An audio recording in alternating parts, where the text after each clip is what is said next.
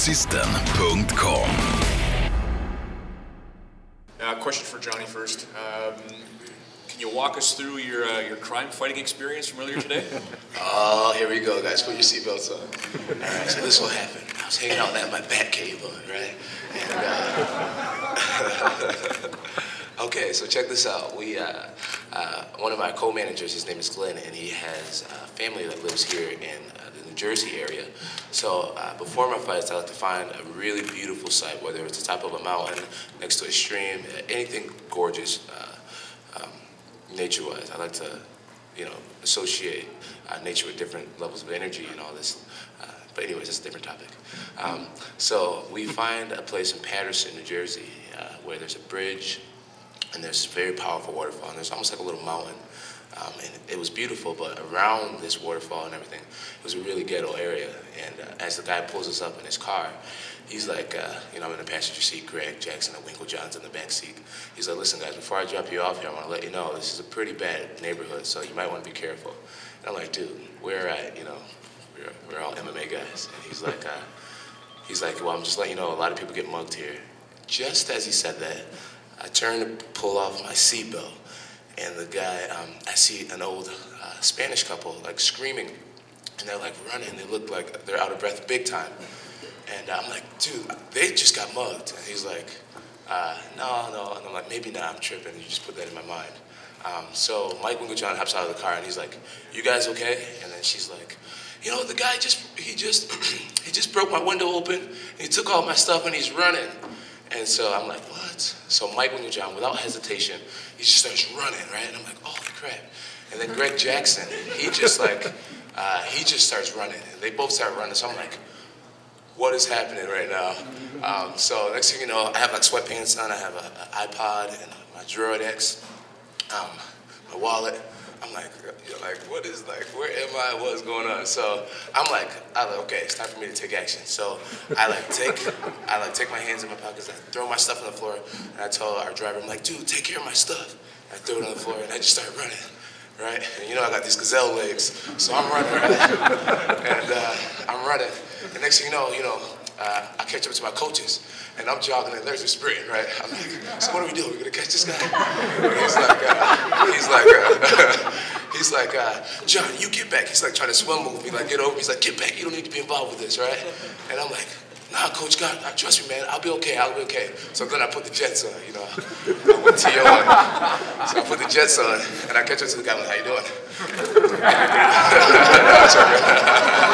I'm joking. So anyway, so the guy, I'm closing in on this guy about 20 yards away.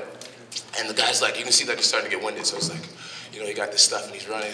And he looks back and he usually sees me, 6'4". You got Greg and Wink behind us. Yeah, Greg and Wink's behind me, and I'm just running like, I'm gonna catch you, right? So the guy looks back, and then he trips over his own foot. And so at the time he tripped over his own foot, I got so scared because I didn't know what I was gonna do when I actually caught him. So I actually started barking like, I'm gonna catch you, like, So the guy's like, he looks back like, oh crap, and he's trying to stand up. And when he was standing up, I approached him when he's like in a, your march cassette go type of stance, was like trying to get his momentum back. And one of his behind feet, I just came up with my foot and scooped it out from under him with my foot, just kicked him from the back, kind of kicked his ankle out. And he fell down, and when he fell, he scraped his hands up pretty good. And so he's down on the floor, and I'm thinking I hope I don't get stabbed right now. So I'm just looking at him should I ground and pound him? And Greg Jackson just comes out of nowhere and jumps on the guy's back, and he starts speaking Spanish, And I'm like, Spanish? All right, so I'm like, let me do something, right? So I grabbed the guy's feet, and then I put him in this move, because I went to college for criminal justice, and I had a class defensive tactics. So I grabbed him, and I figure four his legs, and I sat on his legs, and he's screaming at us, and Greg's speaking Spanish. So as I'm sitting on this guy's leg, catching my breath a little bit, because we're sprinting uphill, I realized that I'm in this Spanish neighborhood, and all these people are coming out of their houses yelling Spanish across the street. I'm like, oh Lord, here we go. What is happening? Greg's yelling in Spanish to people, and then a guy walked up to us, and he's like, yo man, that could have been my mama's car. And once he said that, I was like, yes, they're on our side. I'm like, yeah, well, that could have been his mama's car. And so we hold them. we hold him, and the police come, and you know, at that point, I'm just sitting, I'm resting. I'm like, you know, because I got a fight coming up, so I'm just holding this foot here. Like, man, you got me breathing hard and stuff. And so the police comes, get out of this car, and he's like, what are you doing here? Like, aren't you fighting tonight? And I'm like, yeah, man, we just trying to get my meditation on. And this guy, you know, but anyways, it was great, you know. The police didn't give us a ride back to the crime scene, so we had to walk all the way back through this neighborhood. And I'm looking around and stuff. I don't speak a lick of Spanish.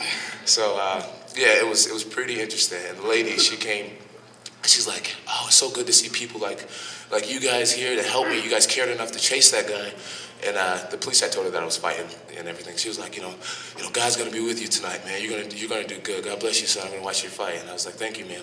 Then we went, and we all felt like superheroes. We just had the best meditation session ever, and I just felt really good after that. I was like, I gotta win this fight. I got the hard work, dedication, and now I got karma on my side. So it was crazy. It was good.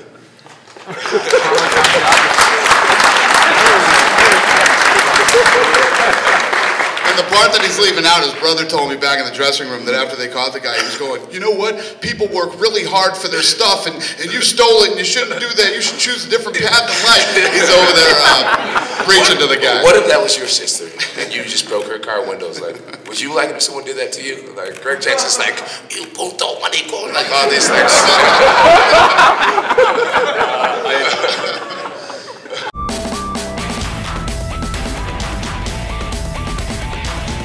Gymgrossisten.com